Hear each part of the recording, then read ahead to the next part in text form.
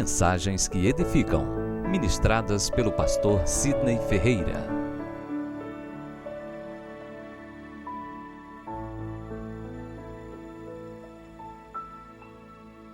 Efésios capítulo 4, versículo 3. Assim está escrito: façam todo o esforço para conservar a unidade do Espírito pelo vínculo da paz. Vamos ler todos juntos?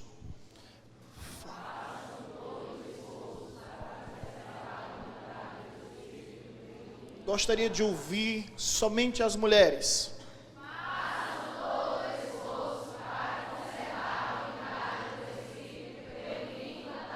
Somente os homens. Façam todo o esforço para conservar a unidade do Espírito pelo vínculo da paz. Os homens precisam de uma ajuda extra, né, gente? Eles sempre perdem, aí tem que fazer uso do microfone para dar voz, para dar sustância a essa situação. Quem ganhou aí, os homens ou as mulheres? Ainda assim elas ganharam. Meu Deus do céu. Toda a igreja, mais uma vez, façam todo o esforço para conservar a unidade do Espírito pelo vínculo da paz.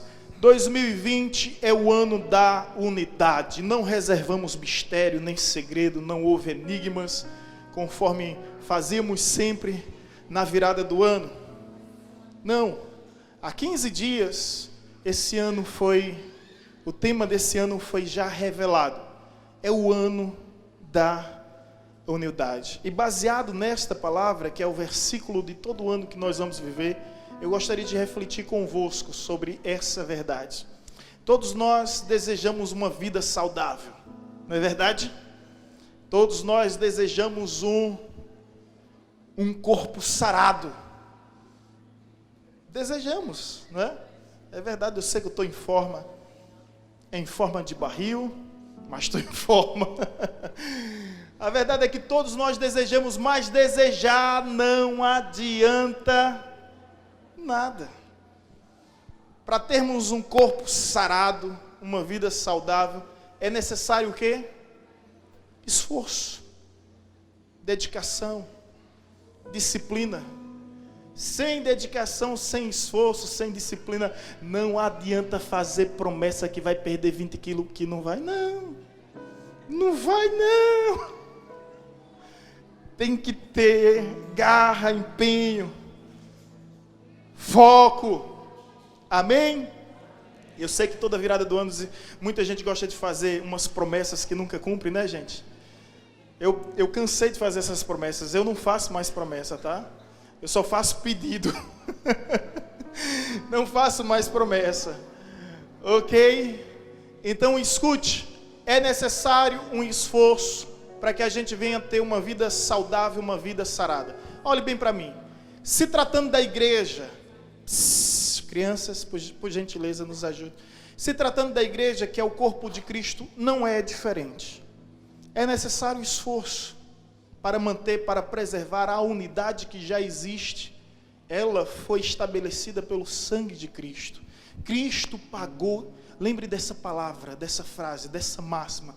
Cristo pagou um alto preço para que fôssemos irmãos. Ele, antes da cruz, era considerado unigênito, único. Depois da cruz, unigênito Filho de Deus, ele se torna o quê? O primogênito. Porque através do seu sangue, ele fez com que Deus se tornasse Pai. Pai de todos aqueles que o recebem e o aceitam na posição de filho. Então, na igreja, é necessário que haja esse esforço pela unidade. Esforçando-vos. Porém, eu percebo que se não houver um esforço pela unidade, essa verdade não se limita, não se restringe somente ao âmbito da igreja, ao ambiente da igreja. Escute, se não houver um esforço pela unidade, os casamentos chegarão ao divórcio. E eu não quero presenciar e acompanhar mais um divórcio. Esse ano de 2019 infelizmente presenciamos alguns divórcios. E como isso é lamentável. E a verdade é que faltou um esforço de ambos. Faltou um esforço para que houvesse de fato a saúde, para que houvesse de fato uma vida saudável. Portanto, casamentos que não se esforçam pela unidade estão fadados ao divórcio. E empresas cujos sócios não se esforçam por unidade chegarão à falência.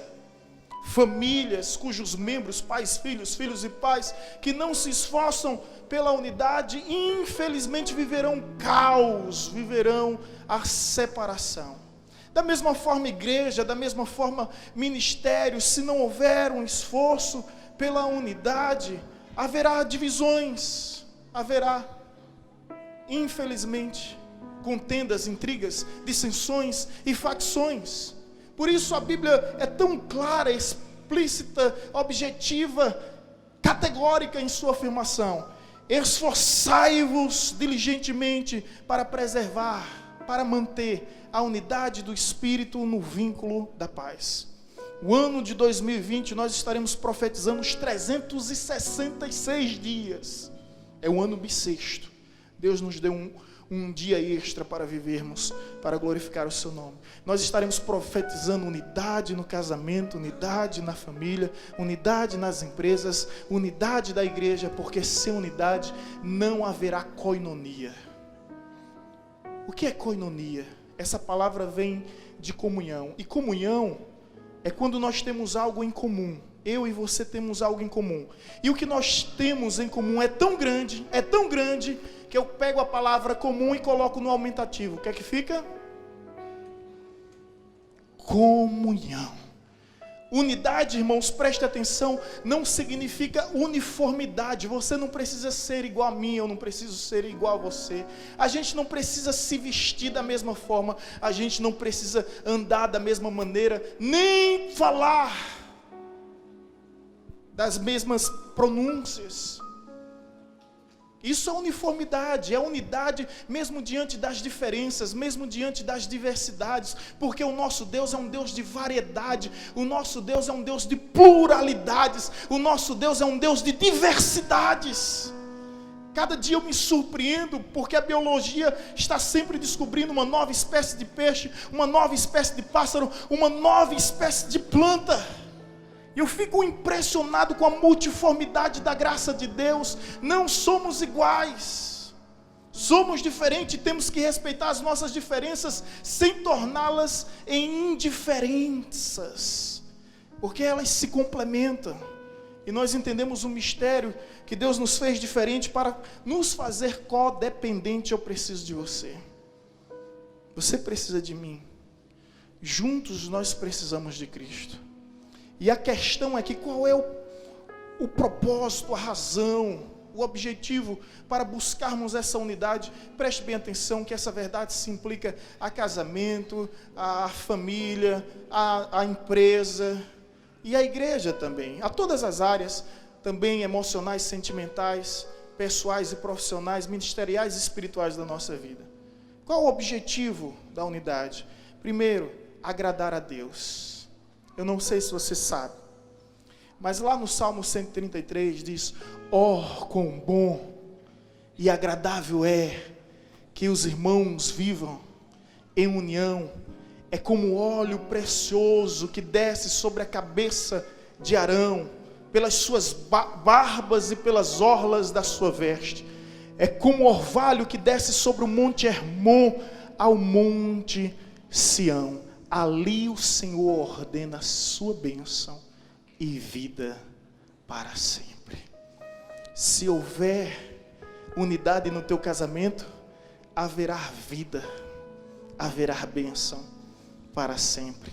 Se houver unidade na tua família, haverá vida, haverá bênção para sempre. Se houver unidade nos teus negócios, na tua empresa, na tua sociedade, haverá vida e haverá bênção para sempre. Não é por momento aleatório, é para sempre. Por isso a necessidade de buscarmos a unidade. E Deus valoriza tanto a unidade que Ele diz: aonde estiver dois ou mais reunidos em meu nome, eu estarei no meio. Eu faço questão de estar no centro dessa reunião, no meio dessa assembleia. Eu estarei no meio. Quer dizer que você sozinho, Deus não se faz presente? Evidentemente Ele é onipresente, como disse o salmista Davi. Ainda que eu suba aos céus, lá estás. Se eu desça ao mais profundo abismo, ainda lá haverá de me encontrar. É lógico que Ele está conosco quando nós estamos sozinhos. Mas como Deus valoriza a unidade, onde estiver dois ou mais, eu me farei presente. Ou seja, eu insisto em me fazer presente numa reunião que haja dois ou mais reunidos em meu nome. E mais do que isso, Deus chega a reconhecer, a legitimar uma reunião, não uma simples reunião, mas uma ordem. Quando diz bem assim, o que dois ou mais decidirem na terra, será decidido nos céus. O que dois ou mais ligar na terra, será ligado nos céus. Desligar na terra, será desligado nos céus. É como se os anjos dos céus estivessem aguardando a ordem da igreja. Porque a chave do reino dos céus não foi entregue ao presidente, não foi entregue ao papa, não foi entregue a nenhum imperador, a nenhum governador, a nenhum rei, a nenhum príncipe. A chave do reino dos céus foi entregue à igreja. O que a igreja ligar na terra será ligado nos céus. O que a igreja desligar na terra será desligado nos céus. O que dois ou mais concordarem na terra será concordado nos céus. Sabe por quê? Porque a unidade agrada a Deus. Deus se alegra com a unidade. E esse Salmo 133 que diz, ó, quão bom e precioso é que os irmãos vivam união, é como óleo precioso. Naquela época, esse óleo era pegajoso, melequento, era como se fosse o mel. O que Deus está querendo dizer? Que Ele gosta que a gente venha ser pegajoso um com o outro, melequento. Amém, irmãos? Grudado um no outro. Eu posso ouvir um amém? Grudado um no outro. Aí existe vida, aí existe bênção. Portanto, o esforço é necessário para que nós venhamos agradar a Deus. Segunda verdade, o esforço é necessário para que nós venhamos glorificar a Deus. Na oração sacerdotal em João 17, versículo 19, versículo 20, Jesus disse, a última oração de Jesus, Ele disse, eu não rogo somente por esses, mas por todos aqueles que ainda virão a crer em mim. Estava se referindo a você, a mim. Eu oro, disse Jesus, para que eles sejam um, assim como eu sou contigo, para que o mundo creia que tu me enviaste. Ou seja, a nossa unidade não somente agrada a Deus, mas glorifica o seu nome. Porque o maior testemunho de uma igreja é justamente a sua unidade. O maior testemunho de uma família é justamente a sua unidade. As pessoas não querem saber quanto uma família é rica, quanto uma família é famosa. Isso não vai fazer diferença nenhuma. É quanto essa família é unida. Isso vai fazer toda a diferença. E essa é uma responsabilidade dos pais, ensinar desde já aos filhos, que independente das intempéries do tempo, das adversidades da vida, vamos permanecer unidos. Aconteça o que acontecer, haja o que houver, passe o que passar, custe o que custar, maior é o que está em nós do que o que há no mundo. Bem maior é o que está em nós do que o que há no mundo. Bem maior é o que há em nós do que o que há no mundo. Aleluia. Portanto, o nome de Deus é glorificado dessa forma. Quando a igreja entende que o seu propósito é viver em união. E quando os apóstolos perseveravam na doutrina, no comunhão e no repartir do pão, Deus todos os dias acrescentava vidas que se convertiam à igreja. Nós não temos o poder de converter ninguém. Quem conscientiza o homem do pecado, da justiça e do juízo é o Espírito Santo.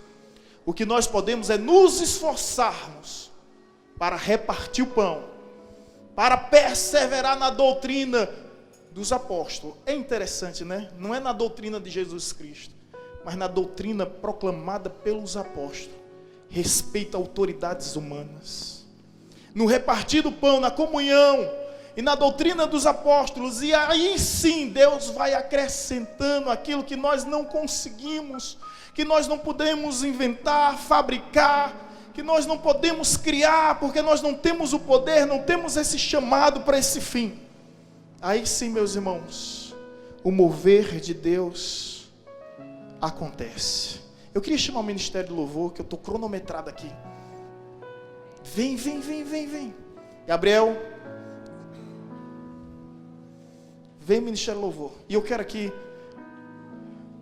citar como conclusão dessa minha breve reflexão a experiência de um pastor missionário chamado Davi Boteiro. Ele esteve na França e ele foi a um hipódromo. E ele se surpreendeu com uma raça de cavalo. Raça essa que um cavalo conseguia carregar sozinho 200 quilos.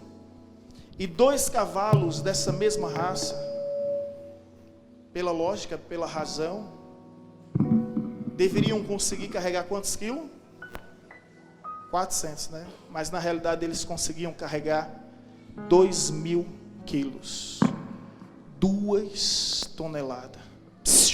Presta atenção, Gabriel. Um cavalo sozinho carrega 200 quilos. 2 cavalos, 2 toneladas. 2.000 quilos.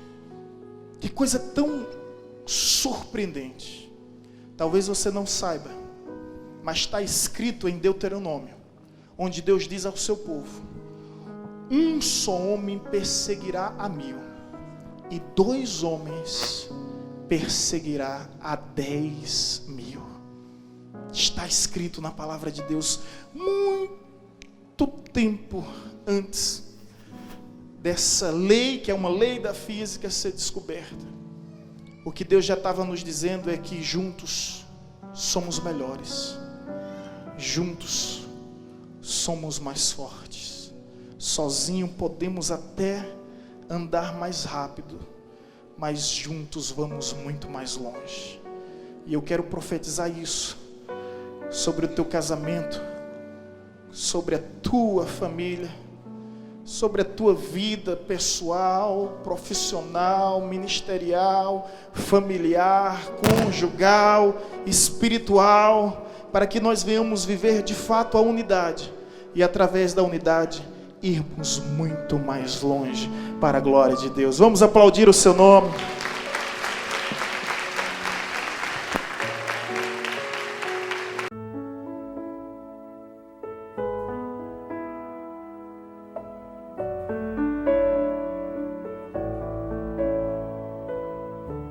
Você acabou de ouvir uma mensagem ministrada pelo pastor Sidney Ferreira, da Igreja Batista Evangelizadora.